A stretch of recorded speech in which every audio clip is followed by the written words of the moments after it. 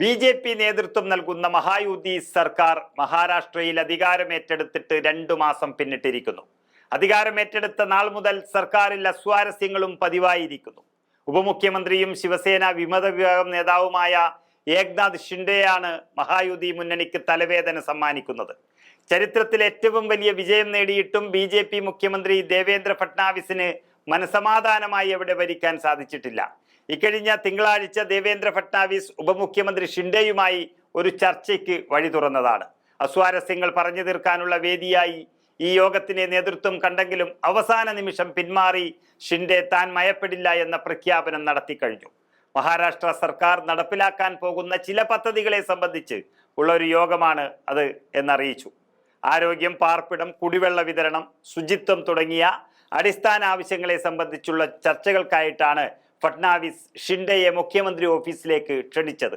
എന്നാൽ യോഗം തുടങ്ങാൻ മണിക്കൂറുകൾ മാത്രം ബാക്കി നിൽക്കെയാണ് ഷിൻഡെ നാടകീയമായി പിന്മാറിയതായി മുഖ്യമന്ത്രിയുടെ ഓഫീസിൽ അറിയിപ്പ് ലഭിച്ചത്. ശിവസേനയിൽ നിന്നുള്ള മന്ത്രിമാർ കൈകാര്യം ചെയ്യുന്ന വകുപ്പുകളെ സംബന്ധിച്ചാണ് യോഗം വിളിച്ചു ചേർത്തത്. ഈ യോഗത്തിന്റെ അധ്യക്ഷ പദം അലങ്കരിക്കാനും പ്രശ്നങ്ങൾ ചർച്ച ചെയ്ത് തീർക്കാനുമാണ് ഷിൻഡെയെ വിളിച്ചത്.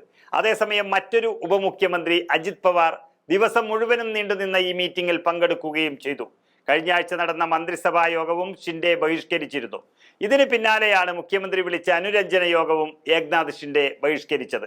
നേരത്തെ മുഖ്യമന്ത്രിയായി ചാർജ് എടുത്ത ഫട്നാവിസ് ആദ്യം ചെയ്തത് സെക്രട്ടേറിയറ്റിലെ 1-ാം നിലയിൽ നിന്ന് ഷിൻഡെയെ എടുത്തുമാറ്റി 6-ാം നിലയിലേക്ക് തട്ടുകയായിരുന്നു. ഇതിലുള്ള കലിപ്പ് പരസ്യമായി പ്രകടിപ്പിച്ച ഷിൻഡെ അന്ന് തുടങ്ങി വെച്ച കലാപമാണ് ഇന്നും മഹായുതി സർക്കാരിനെ പിടിച്ചുകുലുക്കുന്നത്. നേരത്തെ ദാവോസിൽ പൂർത്തിയായ ലോക സാമ്പത്തിക ഫോറത്തിൽ പങ്കെടുത്ത് 10 ദിവസത്തിന് ശേഷം തിരികെ മഹാരാഷ്ട്രയിലെത്തിയ മുഖ്യമന്ത്രി ദേവേന്ദ്ര ഫട്നാവിസ് പുരോഗതികൾ ഷിൻഡെയുമായി ചർച്ച ചെയ്യാൻ മടിച്ചിരുന്നു. സാമ്പത്തിക ഫോറത്തിൽ പങ്കെടുത്തതിന്റെ ഗുണവശങ്ങൾ അജിത് പവാറുമായി ചർച്ച ചെയ്ത ഫട്നാവിസ് പക്ഷേ ഷിൻഡെയെ എവിടെയും മാറ്റി നിർത്തുകയായിരുന്നു. കഴിഞ്ഞ മാസം വിവിധ ജില്ലകളുടെ ഗാർഡിയൻ മന്ത്രിമാരെ നിയമിച്ചതുമായി ബന്ധപ്പെട്ടാണ് മഹായുതി സർക്കാരിൽ കലാപം പൊട്ടിപ്പുറപ്പെട്ടത്.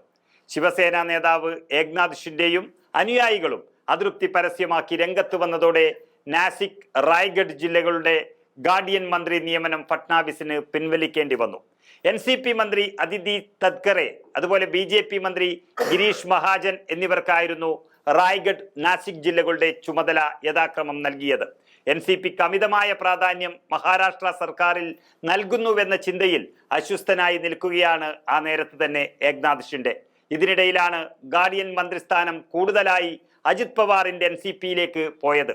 ഇതോടെയാണ് രണ്ടും കൽപ്പിച്ച് ഷിൻഡെ ഇറങ്ങിത്തിരിച്ചത്.